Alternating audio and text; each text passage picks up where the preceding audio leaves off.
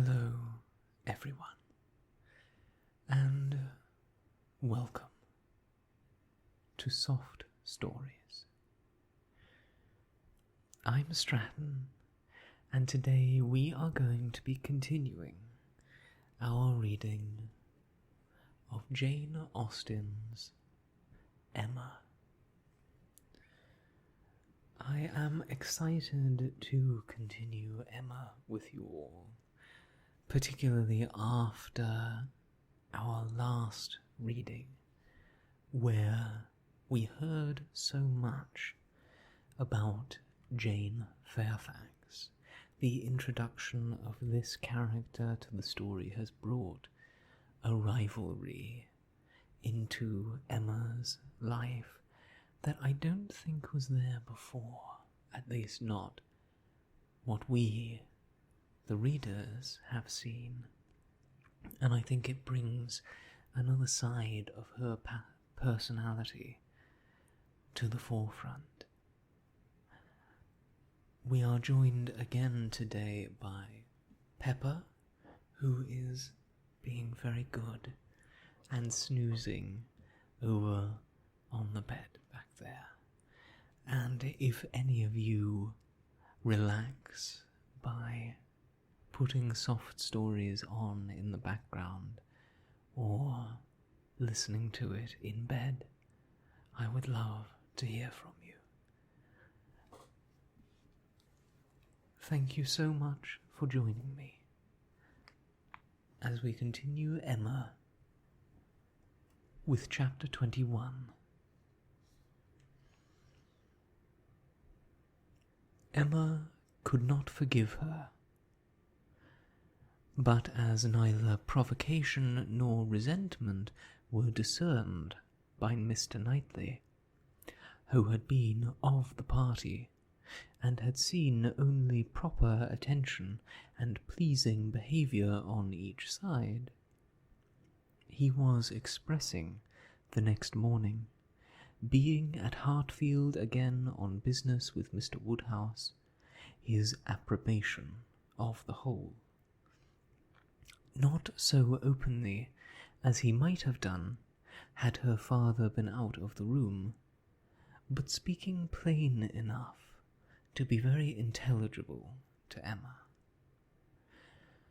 He had been used to think her unjust to Jane, and had now a great pleasure in marking an improvement. A very pleasant evening, he began, as soon as Mr. Woodhouse had been talked into what was necessary, told that he understood, and the papers swept away. Particularly pleasant. You and Miss Fairfax gave us some very good music. I do not know a more luxurious state, sir, than sitting at one's ease to be entertained a whole evening by two such young women, sometimes with music and sometimes with conversation. I am sure Miss Fairfax must have found the evening pleasant, Emma. You left nothing undone. I was glad you made her play so much, for having no instrument at her grandmother's, it must have been a real indulgence. I am happy you approve, said Emma, smiling, but I hope I am not often deficient in what is due to guests at Hartfield. No, my dear, said her father instantly, that I am sure you are not. There is nobody half so attentive and civil as you are. If anything, you are too attentive. The muffin last night, if it had been handed round once more, I think it would have been enough. No, said Mr. Knightley, nearly at the same time. You are not often deficient either in manner or comprehension. I think you understand me, therefore. An arch look expressed, I understand you well enough, but she said only, "Miss Fairfax is reserved."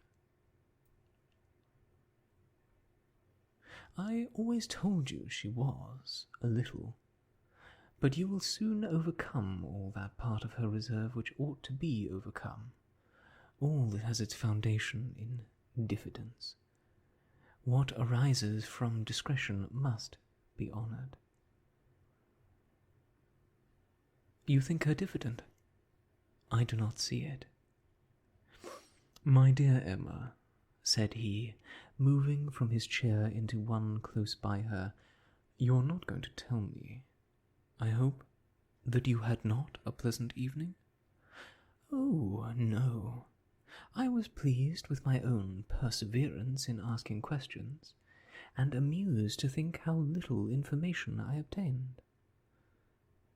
"I am disappointed," was his only answer.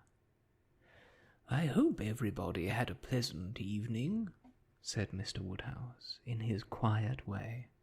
"I had. Once I felt the fire rather too much, but then I moved back my chair a little, a very little, and it did not disturb me.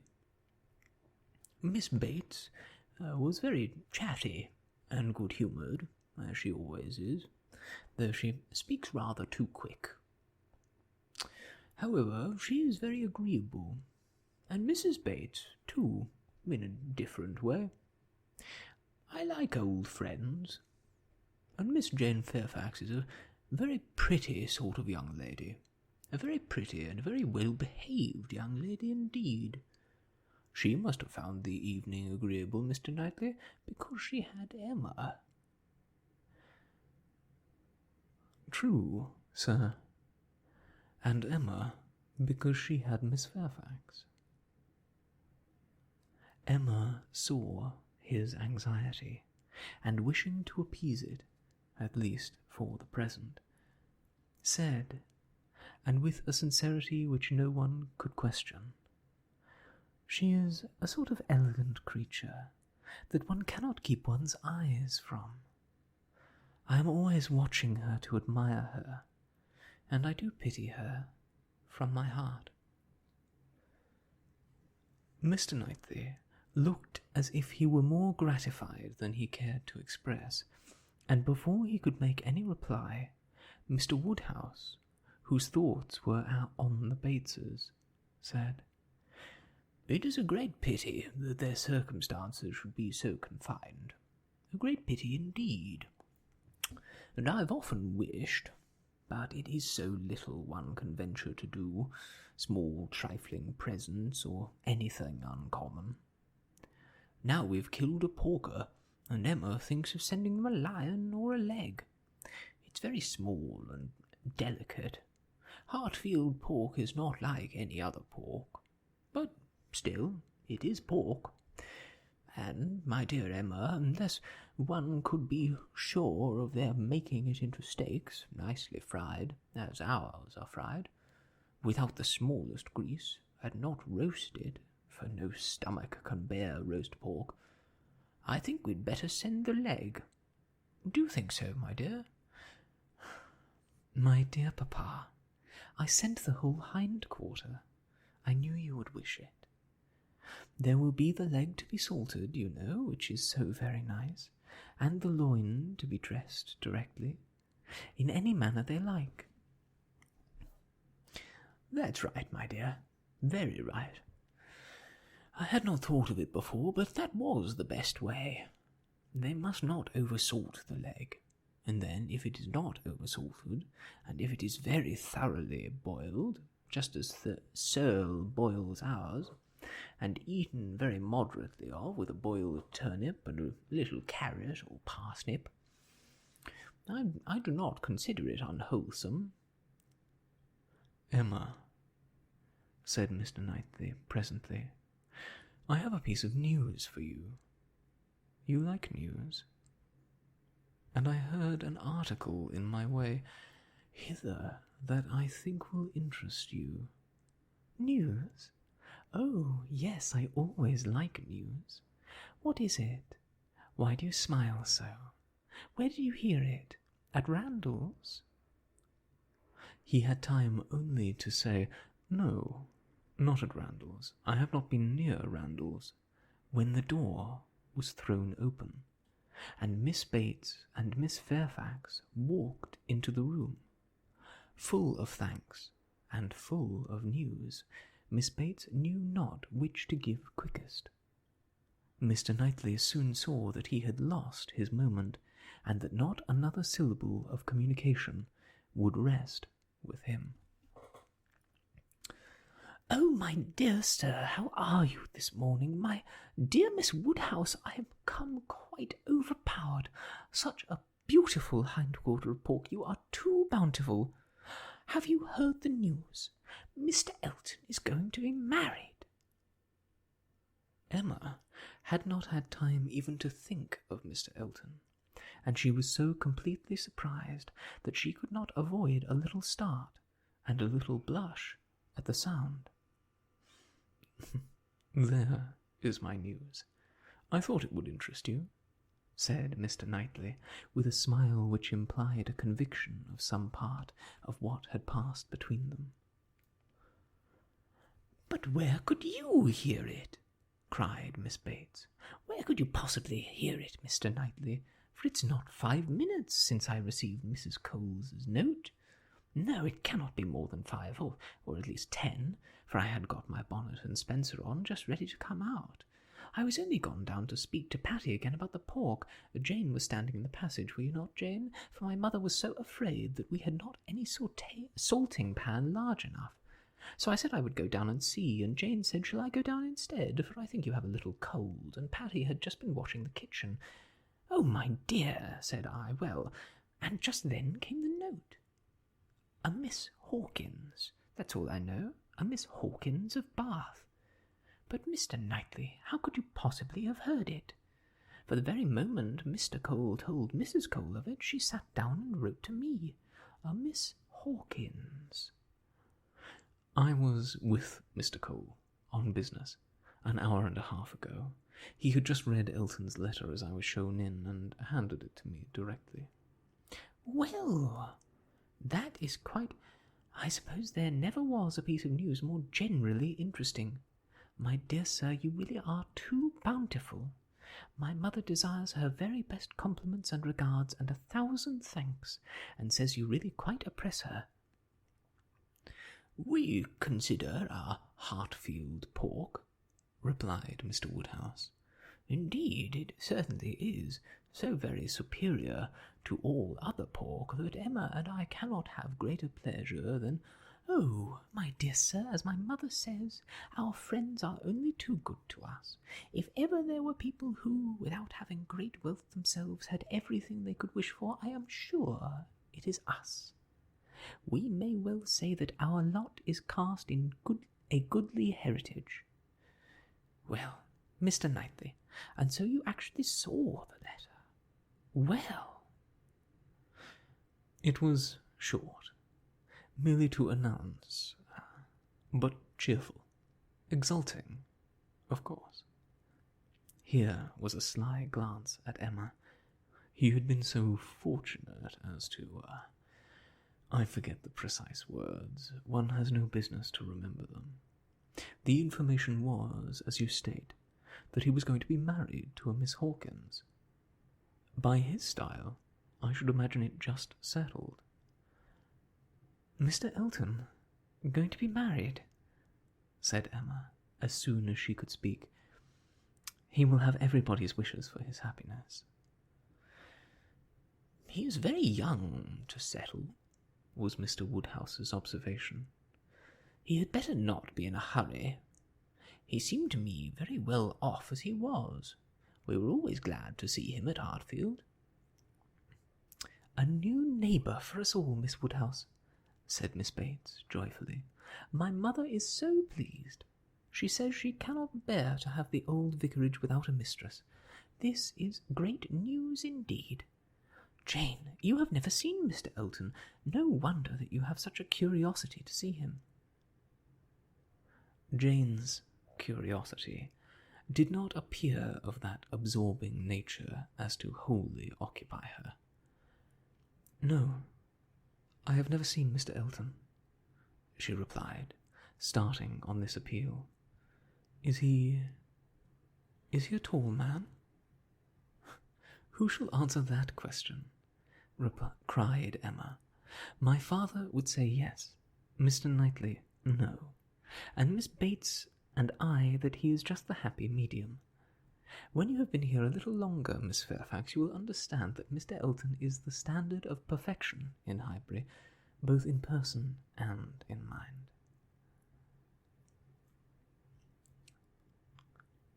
"Very true, Miss Woodhouse, so she will. He is the very best young man. But, my dear Jane, if you remember, I told you yesterday he was precisely the height of Mr. Perry. Miss Hawkins, I dare say, an excellent young woman. His extreme attention to my mother, wanting her to sit in the vicarage pew that she might better hear, for my mother is a little deaf, you know. It is not that much, but she does not hear quite quick. Jane says that Colonel Campbell is a little deaf. He fancied bathing might be good for it, the warm bath, but she says it did him no lasting benefit. Colonel Campbell, you know, is quite our angel, and Mr. Dixon seems a very charming young man, quite worthy of him. It's such a happiness when good people get together, as they always do. Now, here will be Mr. Elton and Miss Hawkins, and there are the Coles, such very good people, and the Perrys. I suppose there never was a happier or better couple than Mr. and Mrs. Perry. I say, sir," turning to Mr. Woodhouse, "I think there are a few places with such society as Highbury. I always say we are quite blessed in our neighbours.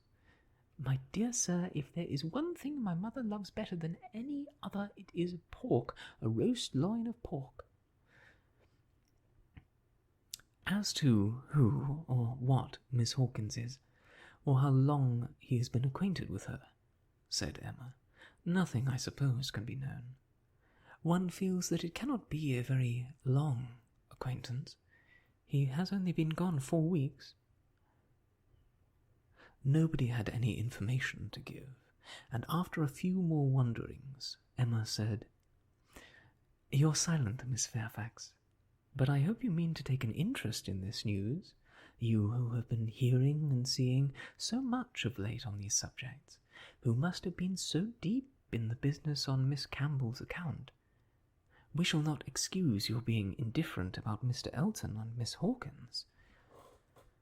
When I have seen Mr. Elton, replied Jane, I dare say I shall be interested, but I believe it requires that with me. And as it is some months since Miss Campbell married, the impression may be a little worn off. Yes, he has been gone just 4 weeks, as you observe, Miss Woodhouse, said Miss Bates. 4 weeks yesterday. Miss Hawkins. Well, I had always rather fancied it would be some young lady hereabouts, not that I ever... Mrs. Cole once whispered to me, but I immediately said, no, Mr. Elton is a most worthy young man, but, in short, I do not think I am particularly quick at these sorts of discoveries. I do not pretend to it. What is before me, I see. At the same time, nobody could wonder if Mr. Elton should have aspired... Miss Woodhouse lets me chatter on so good-humouredly. She knows I would not offend for the world. How does Miss Smith do? She seems quite recovered now. Have you heard from Mrs. John Knightley lately? Oh, those dear little children. Jane, do you know I always fancy Mr. Dixon like Mr. John Knightley? I mean in person, tall, and with that sort of look, and not very talkative. Quite wrong, my dear aunt. There is no likeness at all. Oh, very odd. But one never does form a just idea of anybody beforehand. One takes up a notion and runs away with it. Mr. Dixon, you say, is not, strictly speaking, handsome. Handsome? Oh, no, far from it. Certainly plain. I told you he was plain. My dear, you said that Miss Campbell would not allow him to be plain, and that you yourself... Oh, as for me, My judgment is worth nothing. Where I have a regard, I always think a person well-looking. But I gave what I believed the general opinion when I called him plain. Well, my dear Jane, I believe we must be running away. The weather does not look well, and grandmamma will be uneasy. You are too obliging, my dear Miss Woodhouse, but really we must take leave. This has been a most agreeable piece of news indeed. I shall just go round by Mrs. Cole's, but I shall not stop but 3 minutes, and, Jane, you had better go home directly. I would not have you out in a shower. We think she is the better for Highbury already. Thank you, we do indeed. I shall not attempt calling on Mrs. Goddard, for I really do not think she cares for anything but boiled pork. When we dress the leg, it will be another thing. Good morning to you, my dear sir. Oh, Mr. Knightley is coming too. Well, that is so very... I'm sure Jane is tired. You will be so kind as to give her your arm. Mr. Elton and Miss Hawkins. Good morning to you. Emma, alone with her father, had half her attention wanted by him, while he lamented that young people would be in such a hurry to marry, and to marry strangers too, and the other half she could give to her own view of the subject. It was, to herself, an amusing and a very welcome piece of news, as proving that Mr. Elton could not have suffered long. But she was sorry for Harriet.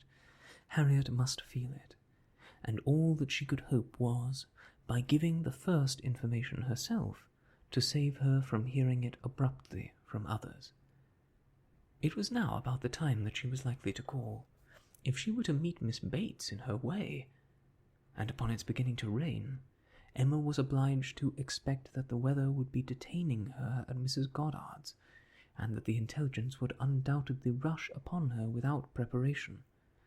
The shower was heavy, but short, and it had not been over 5 minutes when in came Harriet, with just the heated, agitated look which hurrying thither with a full heart was likely to give, and the "Oh, Miss Woodhouse, what do you think has happened?" which instantly burst forth, had all the evidence of corresponding perturbation. As the blow was given, Emma felt that she could not now show greater kindness than in listening, and Harriet, unchecked, ran eagerly through what she had to tell. She had set out from Mrs. Goddard's half an hour ago. She had been afraid it would rain. She had been afraid it would pour down every moment, but she thought she might get to Hartfield first. She had hurried on as fast as possible, but then, as she was passing by the house where a young woman was making up a gown for her, she thought she would just step in and see how it went on. And though she did not seem to stay half a moment there, soon after she came out, it began to rain.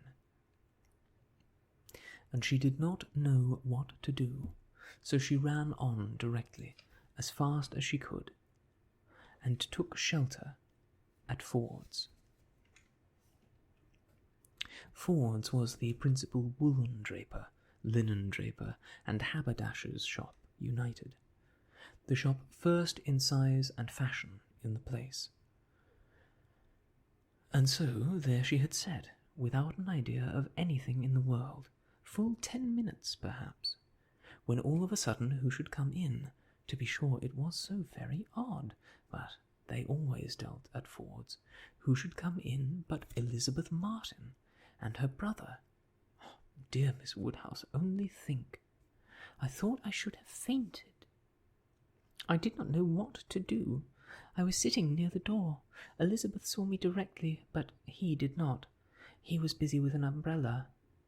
I'm sure she saw me, but she looked away directly and took no notice, and they both went to quite the farther end of the shop, and I kept sitting near the door. Oh dear, I was so miserable. I'm sure I must have been as white as my gown. I could not go away, you know, because of the rain, but I did so wish myself anywhere in the world but there. Oh dear Miss Woodhouse. Well, at last, I fancy, he looked round and saw me, for instead of going on with their buyings, they began whispering to one another. I'm sure they were talking of me, and I could not help thinking that he was persuading her to speak to me. Do you think he was, Miss Woodhouse? For presently she came forward, quite up to me, and asked me how I did, and seemed ready to shake hands if I would. She did not do any of it in the same way that she used. I could see she was altered. But however, she seemed to try to be very friendly, and we shook hands, and stood talking some time. But I know no more what I said. I was in such a tremble. I remember she said she was sorry, and we never met now, which I thought almost too kind. Dear Miss Woodhouse, I was absolutely miserable. By that time it was beginning to hold up, and I was determined that nothing should stop me from getting away, and then, only think, I found he was coming up towards me too, slowly, you know, as if he did not quite know what to do. And so he came and spoke, and I answered, and I stood for a minute feeling dreadfully, you know. One can't tell how. And then I took courage, and I said it did not rain, and I must go, and so off I set. And I had not got 3 yards from the door when he came after me, only to say if I was going to Hartfield he thought I had much better go round by Mr. Cole's stables, for I should find the near way quite floating by this rain. Oh dear, I thought it would have been the death of me. So I said I was very obliged to him. You know I could not do less. And then he went back to Elizabeth, and I came round by the stables. I believe I did, but I hardly knew where I was or anything about it. Oh, Miss Woodhouse, I would rather have done anything than have had it happen. And yet, you know, there was a sort of satisfaction in seeing him behave so pleasantly and so kindly, and Elizabeth too. Oh, Miss Woodhouse, do talk to me and make me comfortable again.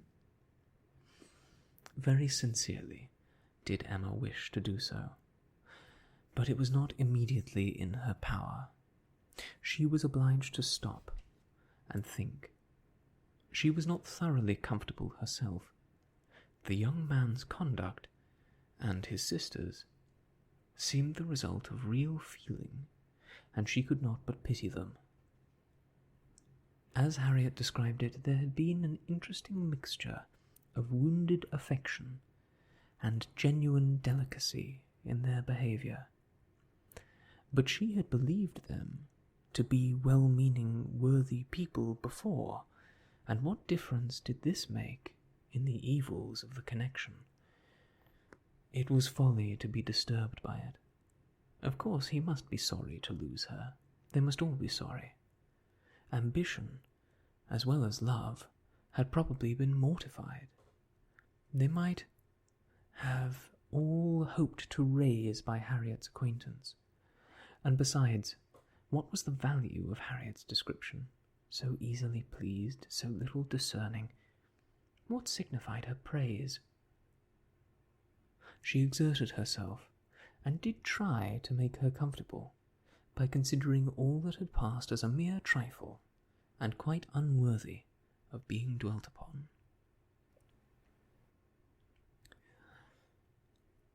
It might be distressing for the moment, said she, but you seem to have behaved extremely well, and it's over, and may never, can never, as a first meeting, occur again, and therefore you need not think about it.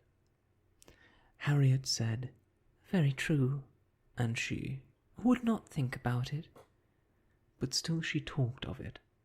Still she could talk of nothing else, and Emma, at last, in order to put the Martins out of her head, was obliged to hurry on the news, which she had meant to give with so much tender caution, hardly knowing herself whether to rejoice or be angry, ashamed or only amused, at such a state of mind in poor Harriet, such a conclusion of Mr. Elton's importance with her.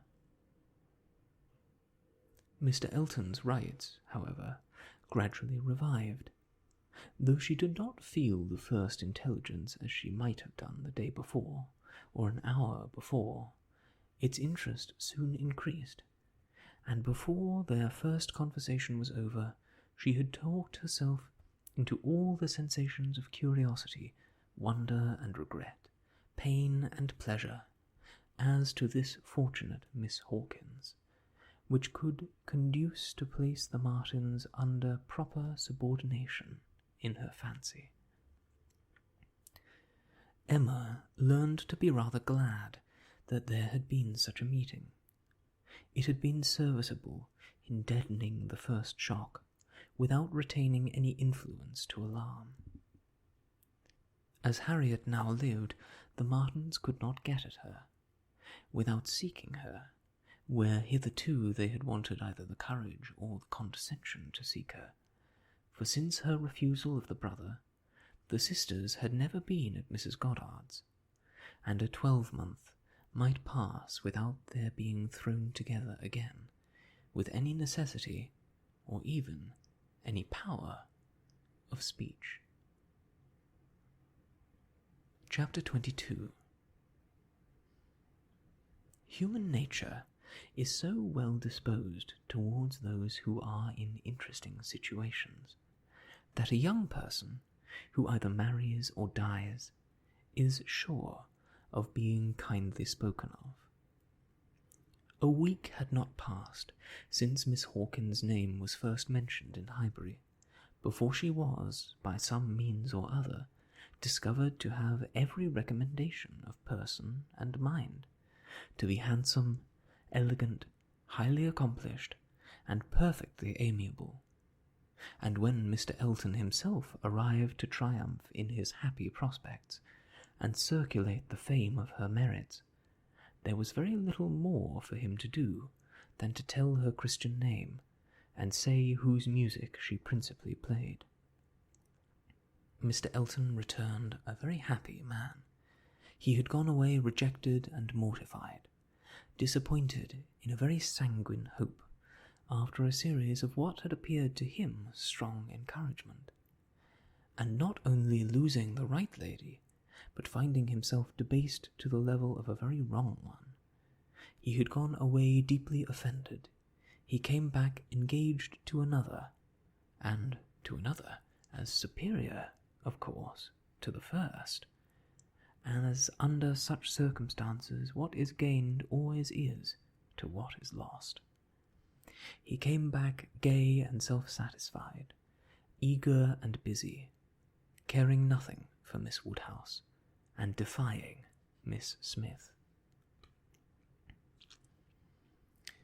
The charming Augusta Hawkins, in addition to all the usual advantages of perfect beauty and merit, was in possession of an independent fortune, of so many thousands as would always be called 10. A point of some dignity, as well as some convenience, the story told well. She had not thrown himself away. He had gained a woman of £10,000 or thereabout, and he had gained her with such delightful rapidity. The first hour of introduction had been so very soon followed by distinguishing notice. The history which he had to give Mrs. Cole of the rise and progress of the affair was so glorious, the steps so quick, from their accidental rencontre to the dinner at Mrs. Green's and the party at Mrs. Brown's, smiles and blushes rising in importance with consciousness and agitation richly scattered. The lady had been so easily impressed, so sweetly disposed, had, in short, to use a most intelligible phrase, been so very ready to have him, that vanity and prudence were equally contented. He had caught both substance and shadow, both fortune and affection, and was just the happy man he ought to be, talking only of himself and his own concerns, expecting to be congratulated, ready to be laughed at, and with cordial, fearless smiles, now addressing all the young ladies of the place, to whom a few weeks ago he would have been more cautiously gallant. The wedding was no distant event, as the parties had only themselves to please, and nothing but the necessary preparations to wait for. And when he set out for Bath again, there was a general expectation, which a certain glance of Mrs. Cole's did not seem to contradict, that when he next entered Highbury, he would bring his bride. During his present short stay, Emma had barely seen him, but just enough to feel that the first meeting was over, and to give her the impression of his not being improved by the mixture of pique and pretension now spread over his air.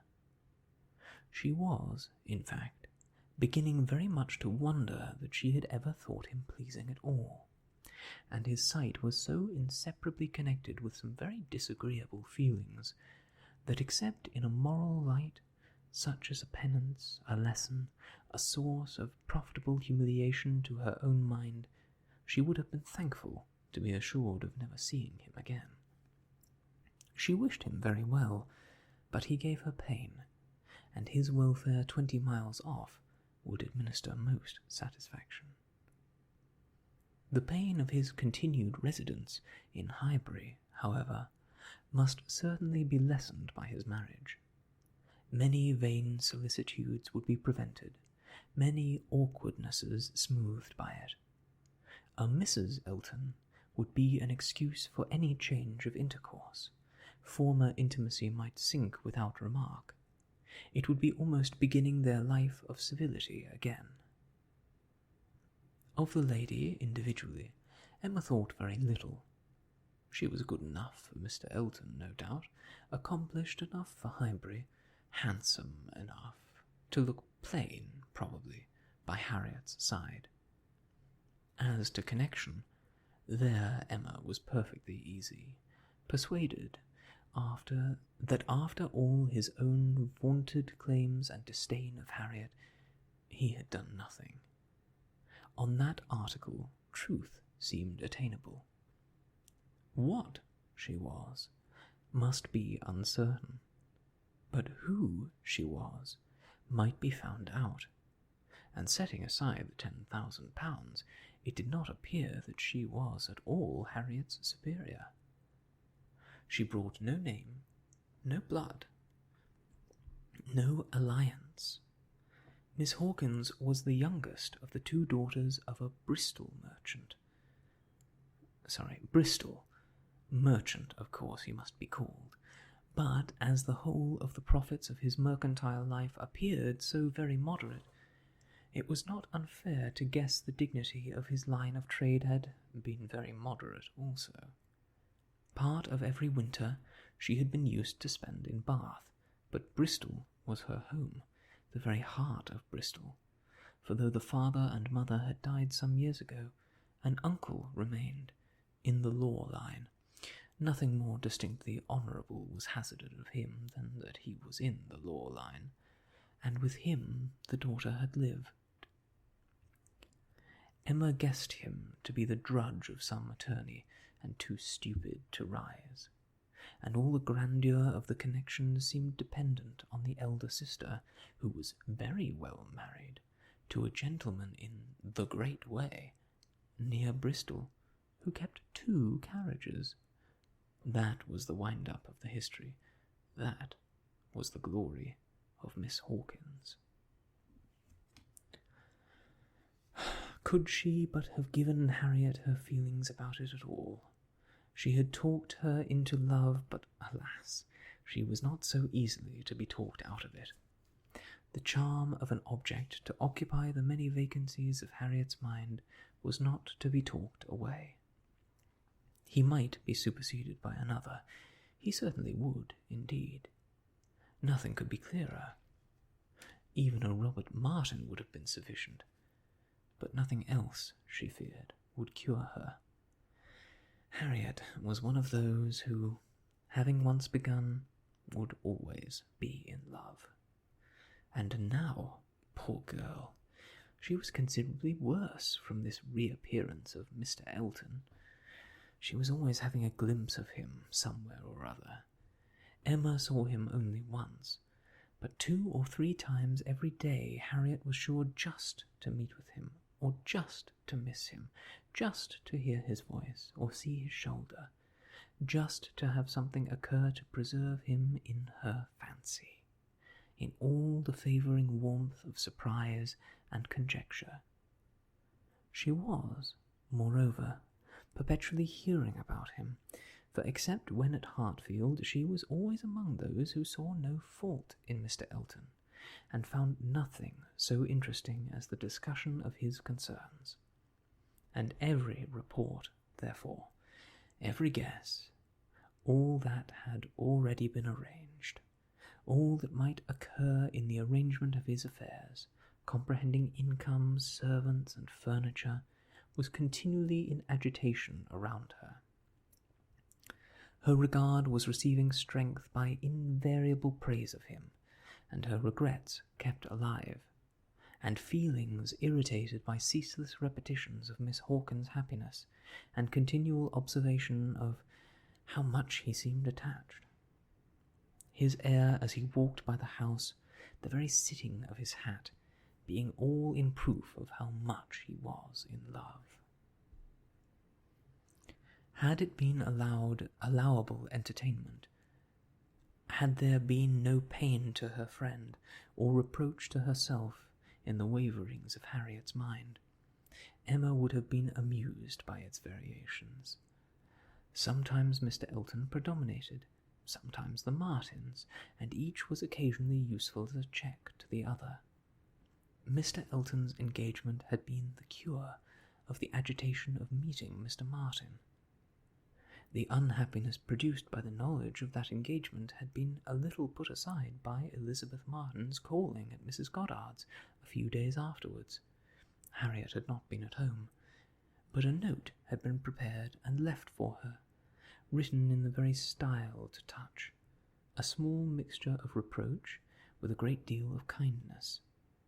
And till Mr. Elton himself appeared, she had been much occupied by it, continually pondering over what could be done in return, and wishing to do more than she dared to confess. But Mr. Elton, in person, had driven away all such cares. While he stayed, the Martins were forgotten, and on the very morning of his setting off for Bath again, Emma, to dissipate some of the distress it occasioned, judged it best for her to return Elizabeth Martin's visit. How that visit was to be acknowledged, what would be necessary, and what might be safest, had been a point of some doubtful consideration. Absolute neglect of the mother and sisters when invited to come would be ingratitude. It must not be, and yet the danger of a renewal of the acquaintance. After much thinking, she could determine on nothing better than Harriet's returning the visit, but in a way that, if they had understanding, should convince them that it was to be only a formal acquaintance. She meant to take her in the carriage, leave her at the Abbey Mill, while she drove a little farther, and call for her again so soon as to allow no time for insidious applications or dangerous recurrences to the past, and give the most decided proof of what degree of intimacy was chosen for the future.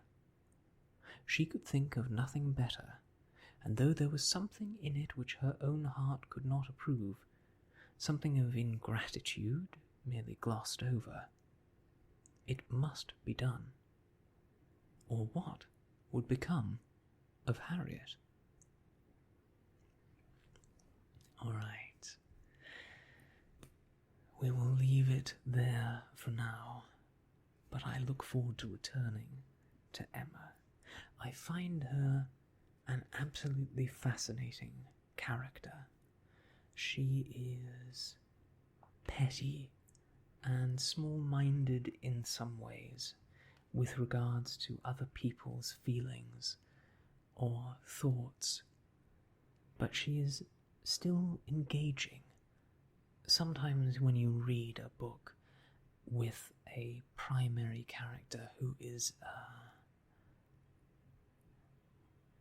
less than perfect in their outlook, it can be quite a chore. You feel forced along by the author, who keeps pressuring you to care about these people who are so cruel or diffident that you really don't want to at all. But I don't find that that's the case with Emma. I'm so engaged by her story, finding out more and more about her in the way that she relates to Jane Fairfax, the way that she relates to Harriet, the way that she spars verbally with Mr. Knightley, is captivating, and obviously a lot of that has to do with Jane Austen's amazing writing. I am so enjoying this book, and I hope that you are too. When next we meet on Soft Stories, we'll continue and see what the marriage of Mr. Elton brings to Highbury society. I can't wait to see you all again. And so, until that time, I wish you all the best, and goodbye.